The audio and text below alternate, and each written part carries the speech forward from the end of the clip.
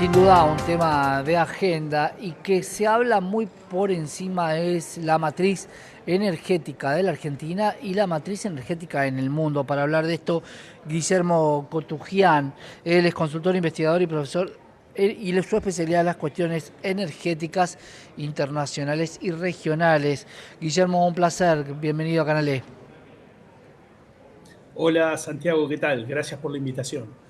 Guillermo, tenemos que empezar por la idea de que para este 2025 y en adelante la matriz energética de la Argentina iba a cambiar por cantidad que se produce, pero lo que creo que no se tenía muy en cuenta es cuál va a ser el precio de venta de esa energía.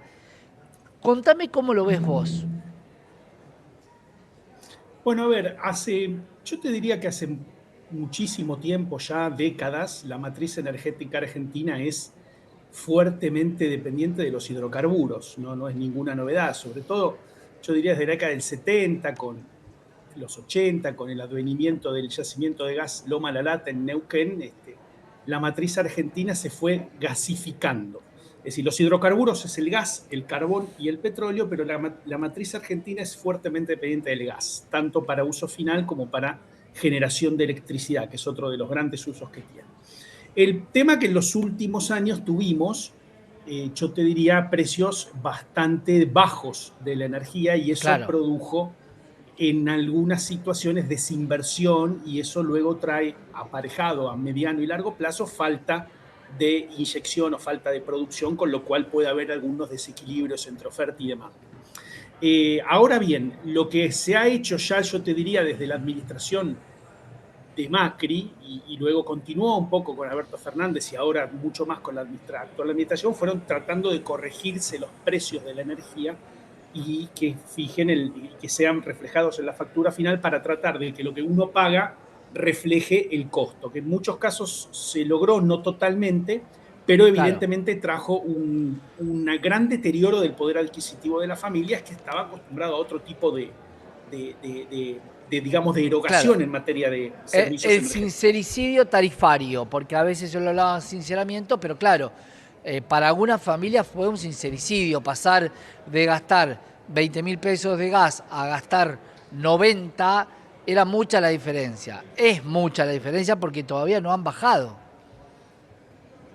Exactamente, sí, y la verdad que va a ser difícil que puedan bajar, porque sobre todo hay distintos componentes, está el componente de la generación en el caso de la electricidad o de la producción en el caso de gas, pero luego tenés también el transporte y la distribución y todos esos componentes hacen al precio final.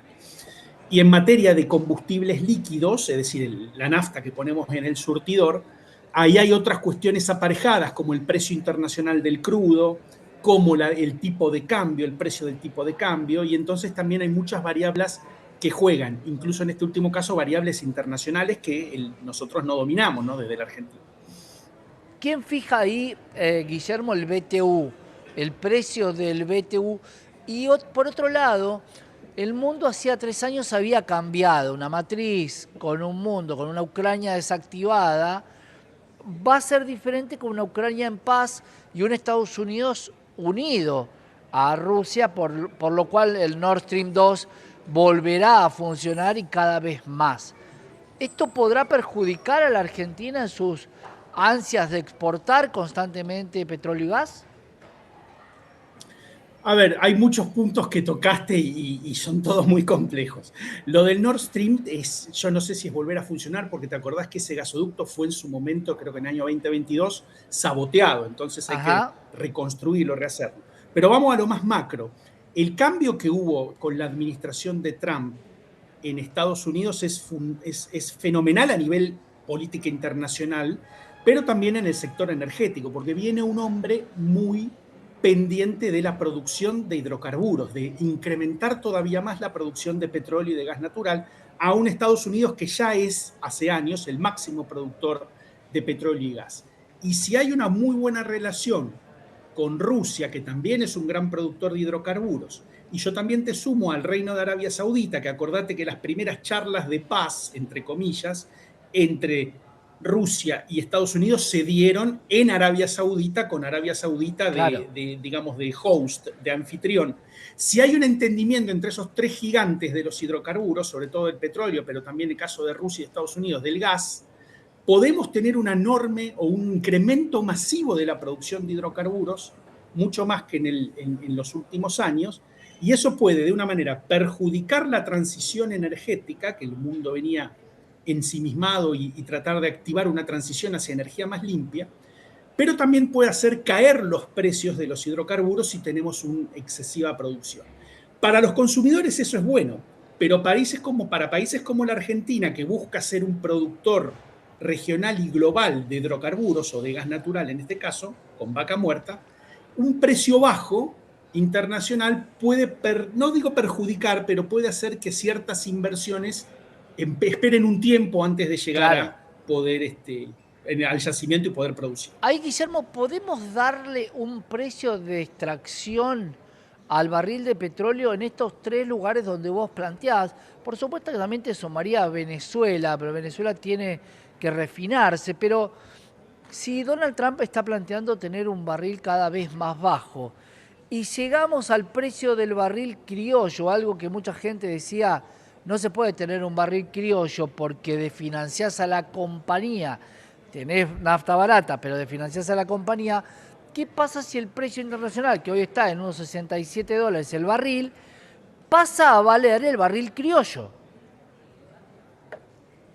Bueno, ya sería bajar todavía más, ¿no? Porque el barril criollo en su momento, la administración anterior lo había fijado, yo ahora no recuerdo bien, 50 pero creo que era algo dólares. así como 40, 50, sí, Sí, 45, 50 dólares.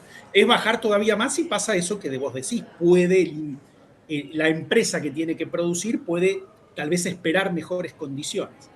Igual el barril criollo es una cuestión argentina, ¿no? Pero a nivel internacional sí, yo creo que con un entendimiento Rusia, Estados Unidos, Arabia Saudita sobre ciertas cuestiones básicas del mercado petrolero, podemos ver todavía que baje un poquito más el precio del WTI o del Brent, que es las referencias internacionales en el mercado petrolero. Es más, te digo, desde que asumió Trump a fin del mes de enero, ya bajó 10% el petróleo, con lo cual el claro. mercado está viendo que hay una posibilidad de mayor producción.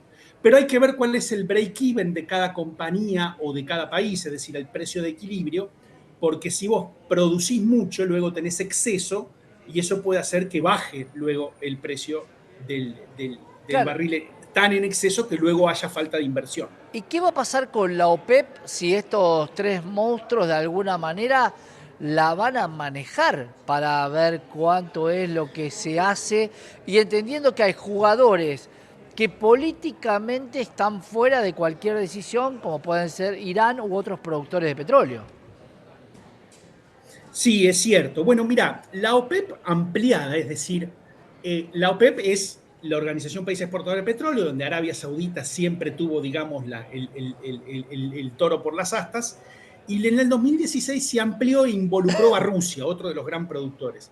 Ahora hay una especie de idea, diría yo, ¿no? Que en los grandes centros de producción de hidrocarburos y de pensamiento internacional relacionado a la energía, es si Estados Unidos no se sumaría también a esa OPEP ampliada. Eso sí sería algo totalmente disruptivo.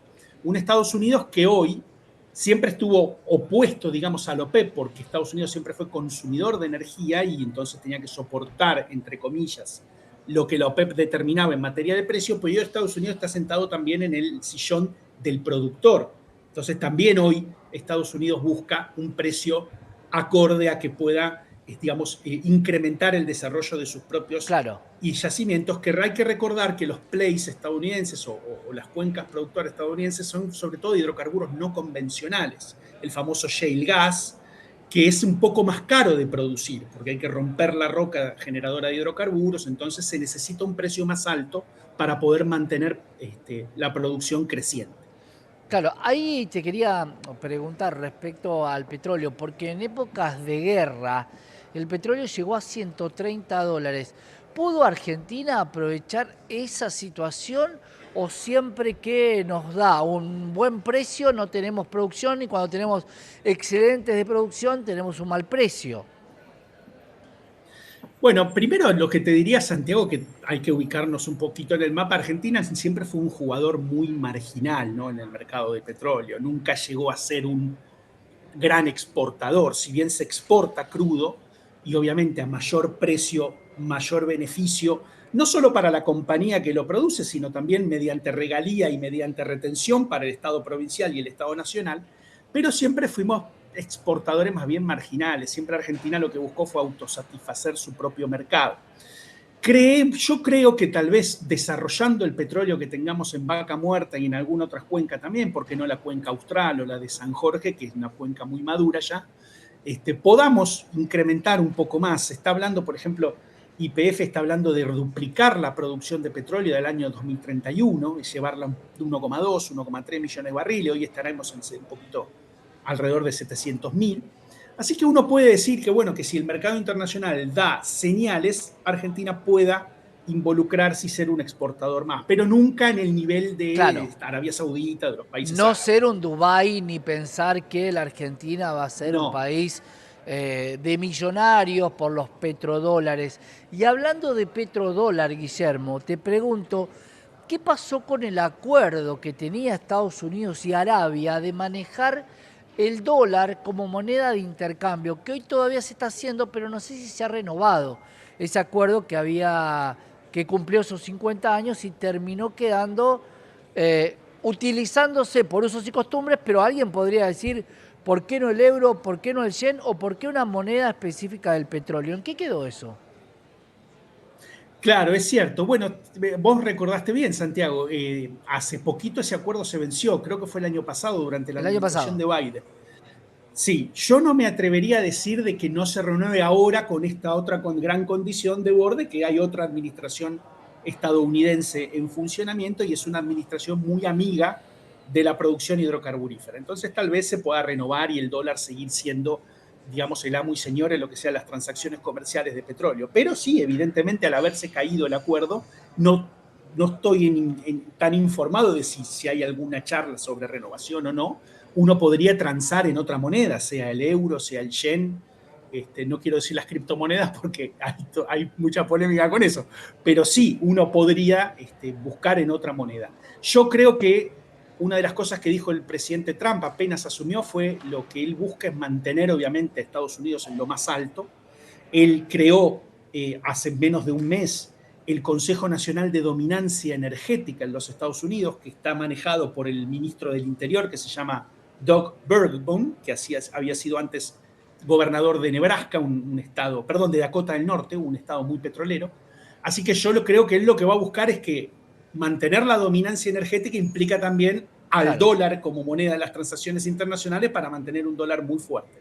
Para la próxima, Guillermo, porque es muy interesante también que la gente conozca cuál es la realidad de esta utopía que se llama Vaca Muerta, quiero que hablemos de este Estados Unidos que dice perfore, señora, perfore, y de querer perforar en cada lugar que pueda. ¿Qué va a pasar con esta mega producción de Estados Unidos?